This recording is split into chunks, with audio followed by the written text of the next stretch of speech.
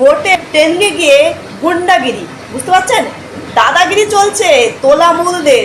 সেখানে ট্রেনিংয়ে, নির্বাচন কমিশনের ট্রেনিংয়ে সেখানে মমতা পিসির বিজ্ঞাপন চালু করেছে।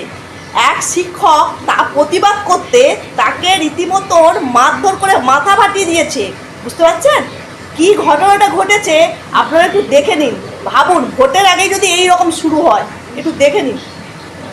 আমি ট্রেনিং করতে এসেছি, ট্রেনিং শুরুর আগেই এখানে সাদা পর্দায় মমতা ব্যানার্জির অ্যাড দেখাচ্ছে দীঘার মন্দির নিয়ে।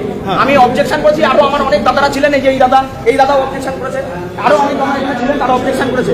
আমরা বলেছি যে এটা নির্বাচনী বিধিভঙ্গ হচ্ছে, নির্বাচনী বিধিভঙ্গ হচ্ছে। আমি আই কার্ড দেখতে চেয়েছি, এটাই আমার অপরাধ। বিডিও অফিসের বিডিওর সামনে একজন কর্মচারী আমার কানে কানে এসে বলে গেল, তুই বাইরে বেরোলে না, বেশি বেশি করিস না, মার্ডার হয়ে যাবি। তোর কিন্তু মার্ডার হওয়ার সময় হয়ে গেছে।